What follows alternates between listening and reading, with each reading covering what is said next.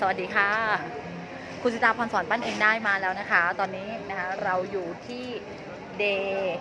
11กันแล้วนะคะยิ้มแย้มแจ่มใสโชคดีจะมาหานะคะนะคะเผอิญครูอยู่นอกสถานที่นะคะกลัวจะดึกเกินไปนะคะก็เลยรีบมาไลฟ์สดให้กับพวกเราทุกคนเลยนะคะนี่นะคะ สวัสดีทุกคนค่ะนะคะนี่นะคะตอนนี้ครูอยู่อันนี้เขาถือว่าเป็นผลิตภัณฑ์โอท็อปไหมคะพี่เป็นโอท็อปของจังหวัดอะไรเขตทุ่งครุฮะจังหวัดกรุงเทพเขตทุ่งครุ้งทุ่งทุ่งครุโอเคนะคะสวัสดีคุณหญิงเลคุณเน่งนะคะพี่น้อยสวยสวัสดีแม่ช้อยค่ะตอนนี้เราอยู่กับผลิตภัณฑ์โอท็อปนะคะอันนี้ของกรุงเทพนะคะทุ่งครุนะคะสวยมากครูสิตาจัดไปเรียบร้อยแล้วนะคะยิ้มแย้มแจ่มใสโชคดีจะมาหาสิ่งดีๆจะมาหาเรานะสักครู่เดียวนะคะตอนนี้พาชมของสวยงามก่อนรอเพื่อนเราสักครู่เดียวค่ะนี่นะคะสวยมากเลยนี่อันนี้ครูสิตาไปแล้วนะคะนี่น่ารักครูชอบหาสัญลักษณ์กำกับจิตแบบนี้นะคะงานฝีมือประณีตมากสวยมากเดี๋ยวเราโปรแกรมจิตกันนะรอสักครู่เดียวนะคะรอสักครู่เดียวนะคะรอสักครู่เดียวนะคะสวยมากนะคะนี่นะคะจัดไปแล้วนะคะจัดไปแล้วนู่นซื้อไปเรียบร้อยนะคะสวยมากเนี่ยค่ะโอ้โหนะคะฝีมือไทยไม่แพ้ชาติใดในโลกจริงๆอันนี้ฝีมือคนไทยนะคะสวัสดีทุกคนเลยนะคะสักครู่เดียวนะคะรอเพื่อนเราสักครู่หนึ่งนะคะนี่อันนี้แม่ครูชอบนะคะจัดไปให้แม่เรียบร้อยแล้วสวยมากค่ะนะคะสินค้าโอท็อปของไทยนะคะสุดยอดมากนี่ค่ะตรงนั้นก็เป็นฝีมือช่างไม้นะคะสวยมากแต่ว่าชอบอาร์ตชอบมากเลยสวยโอเคนะคะสวัสดีนะคะ200 ล้านคนตรงนี้นะคะพี่เดี๋ยวยังไงไปส่งแล้วโทรแจ้งเนาะโอเคขอบคุณค่ะสวัสดีทุกคนเลยนะคะสวัสดีทุกคนเลยนะคะเมื่อกี้ครูพาเรานะคะไปเบิกบานนะคะกับของสวยของงามนะคะตอนนี้ครูอยู่กลางห้างเลยนะคะเพราะว่ากลับไม่ทันนะคะเดี๋ยวพวกเราจะรอครูนะคะไหนใครรอครูอยู่นะคะกับ21 วันนะคะโปรแกรมจิตทะลุความรวยนะคะเลิศจริงๆดีจริงๆนะคะเลิศจริงๆไม่เป็นไรเดี๋ยวนั่งตรงนั้นแหละไปง่ายกว่าเอาน้ำสตรอเบอรี่ได้ไหมน้ำสตรอเบอรี่แก้วสตรอเบอรี่สมูทตี้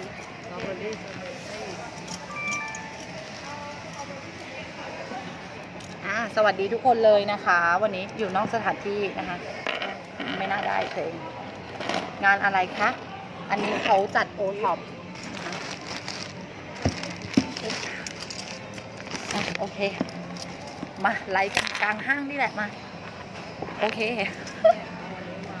ไม่เป็นไรได้แล้วค่ะเองนะสวัสดีนะคะครูสิตาพรสอนปั้นเองได้มาแล้วนะคะภาพครูชัดสัญญาณครูชัดไหมตอนนี้เราอยู่กันที่ห้างนะคะต้องขออภัยทุกคนเลยที่รอครูนานมากเลยนะคะแล้วครูเพิ่งจะเสร็จนะคะขออภัยด้วยนะคะติดภารกิจหลายอย่างจริงๆจักรวาลมีจริงขอบคุณมากค่ะหมูอ้วนบอกนะคะหลายคนนะคะได้เปลี่ยนชีวิตจากการดูนะคะมหากาพย์21 วันนะคะเลเวล1นะคะบางคนเปลี่ยนชีวิตมีเงินล้านมีชีวิตที่ดีขึ้นมีเงินมีทองมีความสุขเพิ่มมากมายเลยครูดีใจสุดๆเลยนะคะรวมถึงนะคะหลายคนนะคะวันนี้ได้อยู่เดย์11กับเราแล้วใช่ไหมวันนี้เราเดย์11กันแล้วนะคะกับนะคะหัวเราะดังตังเข้า นะเขาเรียกว่ายิ่งเรายิ้มแย้มแจ่มใสนะคะโชคดีมาหาจริงๆค่ะครูสิตาเมื่อก่อนนะคะอยากจะบอกว่าหน้าบึ้งเป็นตูดไก่เลยนะคะชีวิตนะคะสำเร็จโคตรยากเลยนะคะเข้าใจว่าต้องจริงจังนะแล้วก็ซีเรียสนะคะไม่ประสบความสำเร็จเลยพอรู้กฎจักรวาลกฎแรงดึงดูดค่ะคุณขาคุณมีสิทธิ์ไม่เชื่อคุณมีสิทธิ์ฟังครูไม่รู้เรื่องนะคะบุญไม่เสมอกันฟังกันไม่รู้เรื่องอยู่แล้วนะคะเมื่อก่อนเป็นคนบึ้งตึงนะคะชุนเฉียวนะคะโมโหนะคะโมโหยันแมงวันนะคะโมโหนะใครมาพูดข้างๆนะคะซ้ำซากนะคะโง่นักอยากจะเจียกะโหลกนะคะเป็นคนที่ฉลาดแล้วก็รวดเร็วสปื้อสปาร์ตนะคะทั้งอารมณ์และการกระทำนะคะเป็นคนที่ทำอะไรแล้วปากว่าตาถึงเลยนะคะโอ้ยนะคะตบเป็นตบนะคะ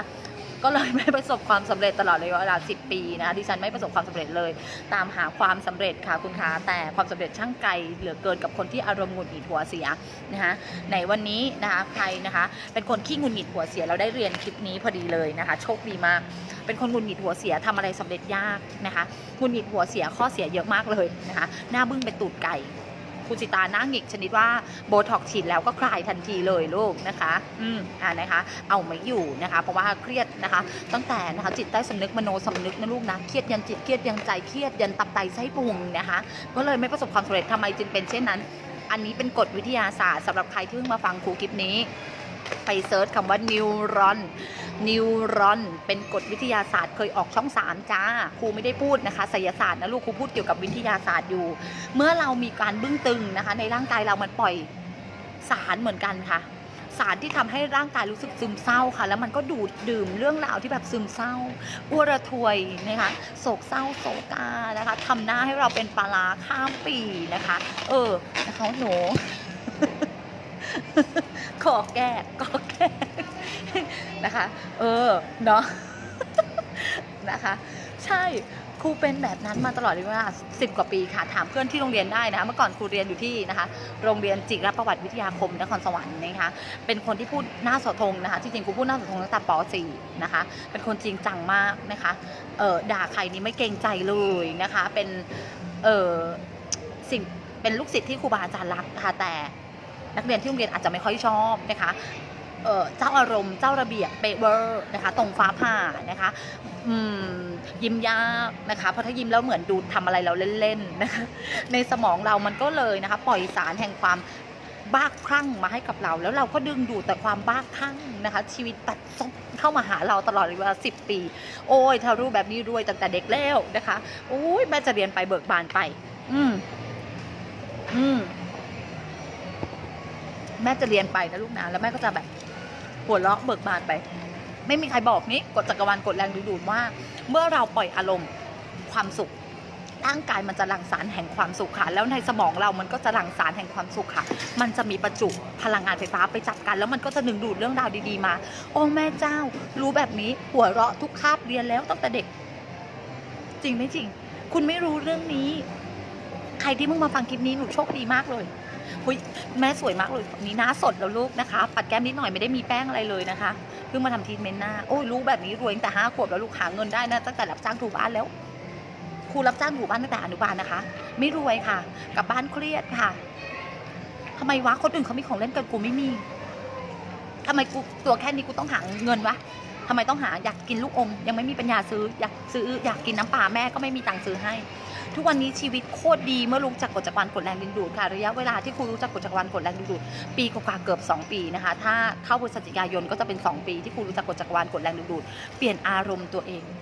ควบคุมอารมณ์ตัวเองควบคุมปฏิกิริยาทางวิทยาศาสตร์ของเราให้ไปทางด้านบวกเพราะเรารู้ว่าบวกเจอบวกได้บวกเจอบวกได้บวกค่ะคุณกิตติกาบอกว่าดูครูแล้วทำให้สลัดเจ้ากรรมนายเวรหลุดได้แล้วค่ะอารมณ์ดีเบิกบานได้ทุกวันสุดยอดค่ะใครเพิ่งมาดูคลิปนี้ไปย้อนดูตั้งแต่ต้นนะคะโปรแกรมจิตวันที่1นะคะ21 วันโปรแกรมจิตทะลุความรวยคุณไม่ได้แค่เงินคอนเฟิร์มเงินงานทำรับความสุขสุขภาพได้แม่งทุกอย่างลูกมาดูครูสิตานะคะครูเปลี่ยนอารมณ์ความรู้สึกครูก่อนจากคนติดลบ10 ล้านถ้าวันนี้ครูยังนั่ง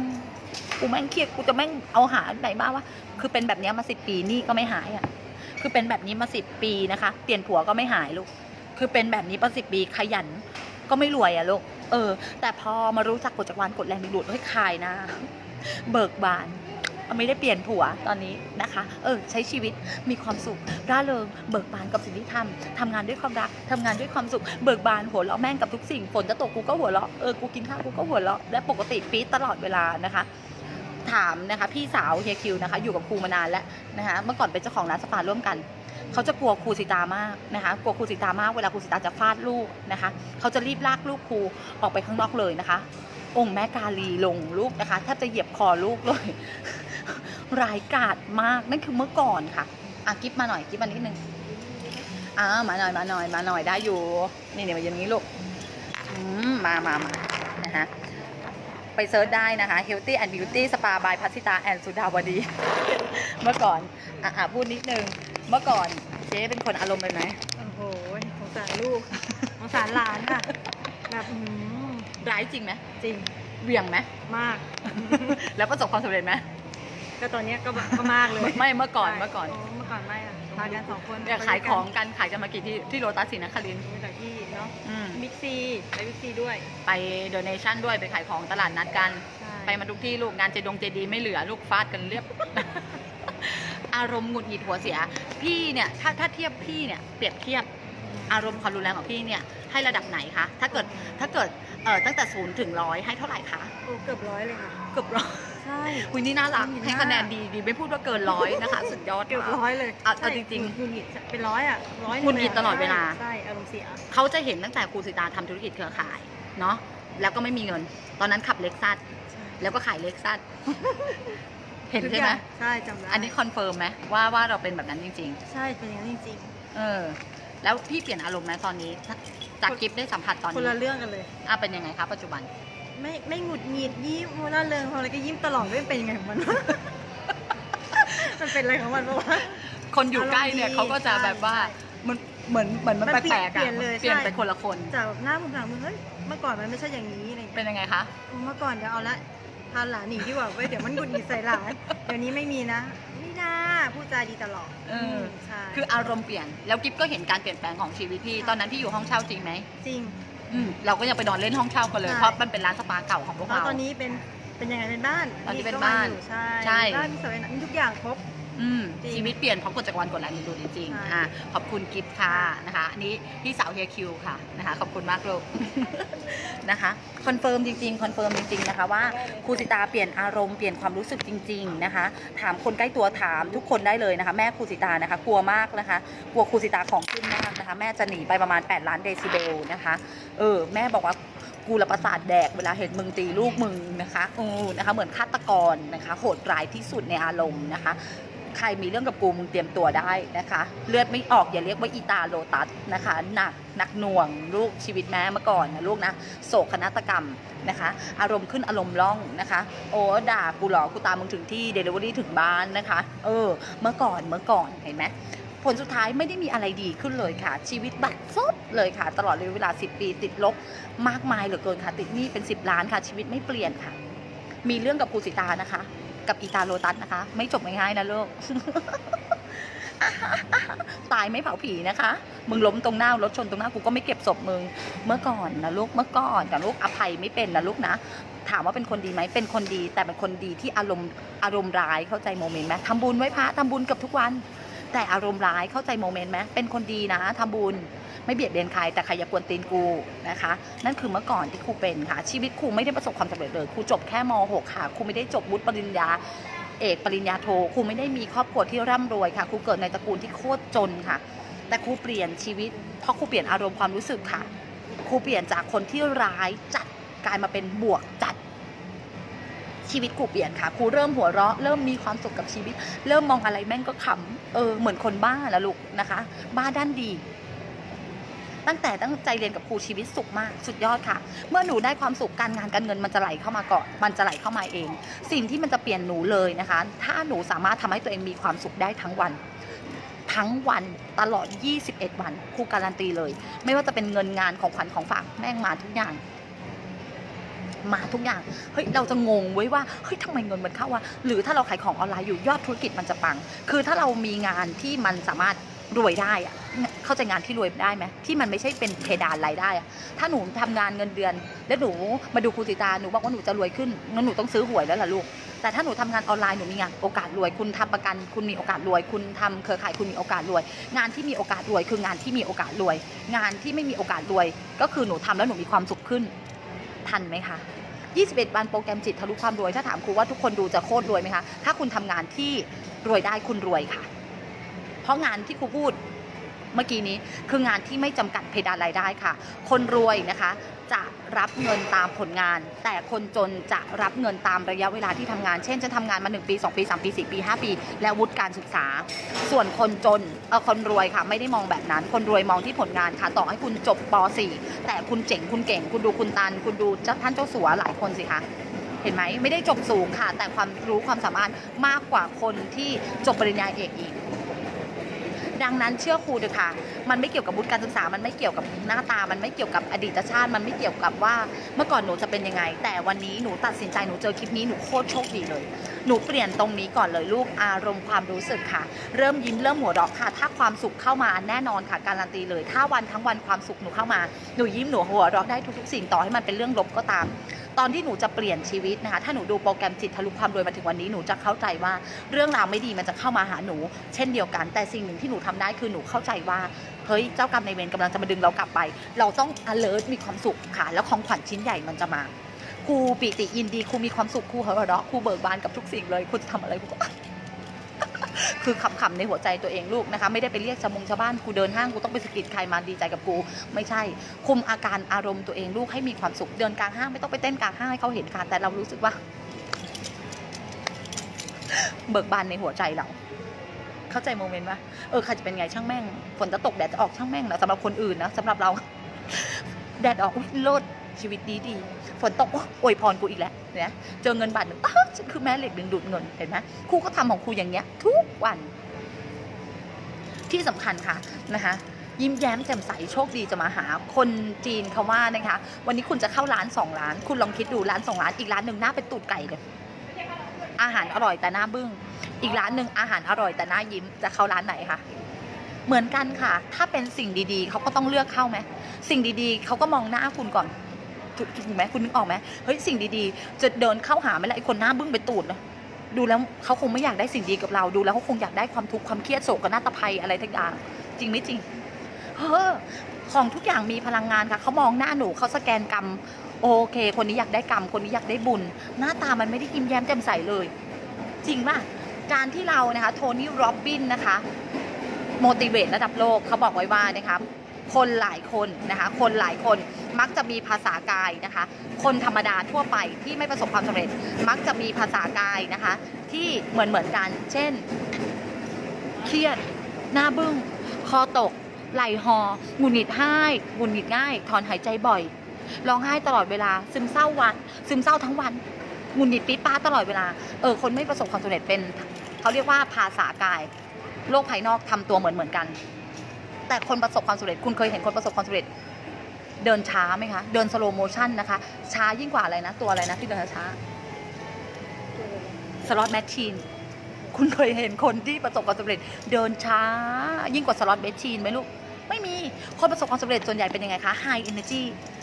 พับคนประสบความสำเร็จระดับโลกทุกคนนะคะยิ้มแย้มแจ่มใสหมดโทนี่โรบินทีฮักเอ็กเคอร์บุคคลระดับโลกนะคะอับราฮัมฮิกส์นะคะคนระดับโลกทุกคนยิ้มแย้มแจ่มใสหมด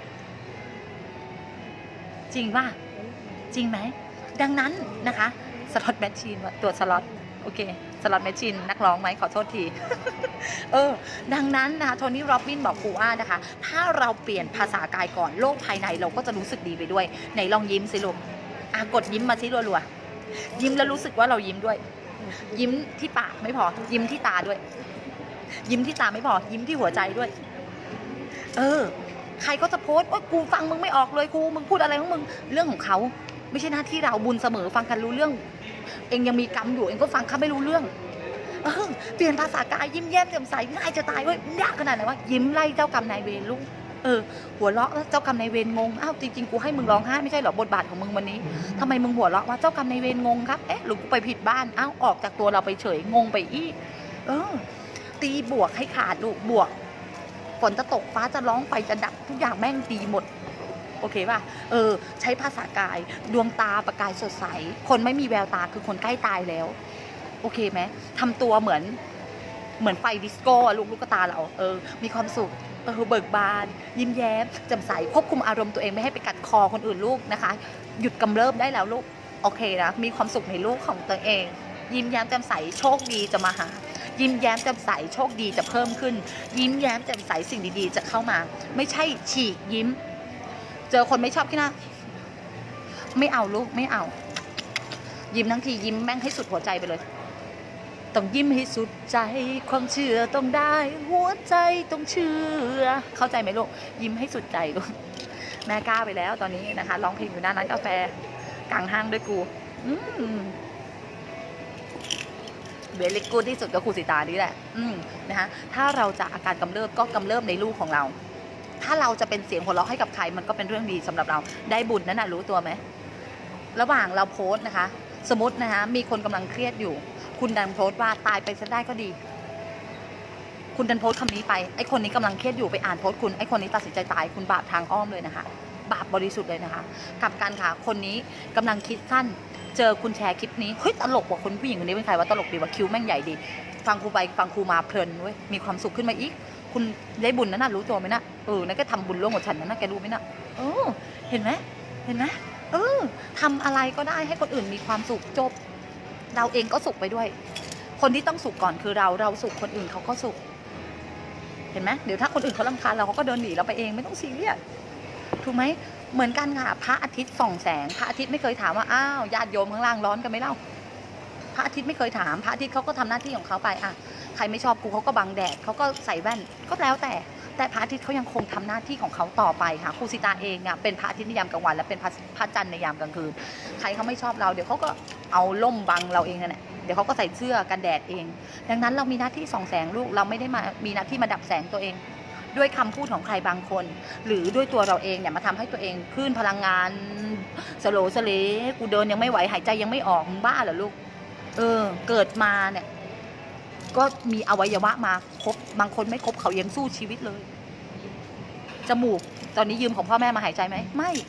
กูหายใจเองหูละหูยืมหูเพื่อนมาแปะอยู่หรือเปล่าไม่หูกูถูกไหมเส้นผมล่ะเส้นผมขึ้นอยู่ที่ไหน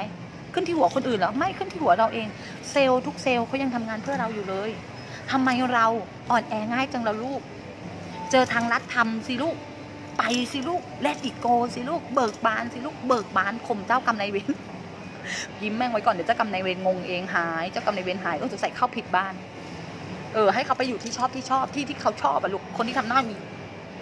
อีตาโลตัสนั่นน่ะองค์เจ้ากรรมนายเวรลงเต็มนะคะสะดอกเคราะห์นะไปไหว้พระมา7 วัด 8 วัดแล้วเจ้ากรรมนายเวรไม่ออกกลับบ้านนั่งอีกเป็นตูดไก่เหมือนเดิม เนาะดังนั้นเนี่ยสะบัดเจ้ากรรมนายเวรค่ะด้วยภาษากายของเราคนระดับโลกทุกคนไปซื้อหนังสือระดับโลกอ่านด้วยนะสำหรับใครที่เพิ่งฟังครูสิตาคลิปนี้นะคะไปเซิร์ชคำว่านิวรอนเป็นกฎวิทยาศาสตร์เคยออกช่อง3นะแล้วก็ภาพยนตร์ The Secret ครูไม่ได้เอาไสยศาสตร์มาเล่านะลูกครูวิทยาศาสตร์มาเล่าแต่ครูเป็นคนเล่าสนุกเข้าใจใช่ปะดังนั้นเนี่ยอยากให้เจ้ากรรมนายเวรเข้าผิดบ้านนะลูกทำหน้าระลิกะลีเบิกบานเข้าไว้นะคะหัวเราะดังตังเข้าลูกนะคะยิ่งเบิกบานนะคะเรื่องราวดีๆยิ่งเข้ามานะคะยิ่งทุกข์นะคะอุราเจ้ากรรมนายเวรชอบมากลูกเขาชอบนะคะอยากมีบุปผาราตรีอยู่กับตัวนะลูกนะทำตัวไว้ลูกทำจิตให้คุณมัวเข้าไว้นะอยากให้บุปผาราตรีอยู่กับตัวนะลูกนะรู้จักบุปผาราตรีไหมทำตัวให้คุณมัวเข้าไว้มึงไม่ต้องเปลี่ยนหรอกลูกชีวิตนะอยู่อย่างนั้นแหละลูกกงกรรมกงเกลียนโอเคไหมดังนั้นนะตื่นรู้ทุกคนคลิปนี้สุดยอดเลยอ่ะสุดยอดว่าครูสิตาพรสวรรค์ปันจริงได้นี่สอนฟรีสปานได้แม่มึงสอนฟรีลูกนะคะเรียนฟรีไม่ได้ผลก็อย่าลงคอร์สแคมป์สัมมนาอะไรของครูสิตานะคะว่าอะไรกรุณาเอากำไรมาลงเรียนถ้าไม่เรียนเรื่องของเองชีวิตเองนะอยากพัฒนาต่อเองก็ต้องอัพเลเวลทำไมโทรศัพท์ซื้อใหม่วะซื้อใหม่กับทุกเดือนเลยชีวิตเปลี่ยนปะไม่เปลี่ยนทำไมความรู้ดีๆสอนฟรีแล้วเอากำไรมาอัพเลเวลตัวเองสิลูกนะหิวเมื่อไรก็แวะมานะลูกนะพอแล้วแม่พอตามนี้นะใครมาที่หลังก็ย้อนดูขอบคุณที่กดไลค์กดแชร์ค่ะหวังว่าทุกคนจะตื่นรู้และมีความสุขกับคลิปนี้นะคะไล่เจ้ากรรมนายเวรไปให้ไกลค่ะด้วยการเสให้ความโชคดีค่ะหัวเราะดังตังเข้าค่ะยิ้มแย้มแจ่มใสโชคดีจากมาหาไปแล้วขอบคุณค่ะเลิฟยูหน้าใสใช้อะไรอะ Stone Magic World นิดนึง